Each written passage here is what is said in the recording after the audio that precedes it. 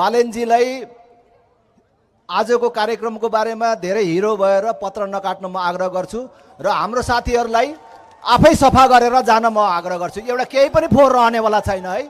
4 बजे हामीले महानगरपालिकाको गाडी हामीले यहाँ बोलाएका छौँ। यहाँ आजको कार्यक्रममा जे जस्ता किसिमका फोहोरहरू भएको छ त्यसलाई सम्पूर्ण स्वयंसेवक साथीहरूले सरसफाई गर्नुहुनेछ र यो पटक काठमाडौँ महानगरपालिकाको बालेन शाहले जुन एउटा स्टन्ट गर्ने उहाँले एउटा फेसनको रूपमा अवलम्बन गर्नुभएको छ, पत्र काट्ने कार्यक्रम भयो कि पत्र काटिहाल्ने कार्यक्रम त हुनै नहुने, बालेनलाई पत्र काट्न हतार हुने। यो पटक बालेनले पत्र काट्न नपाओस्।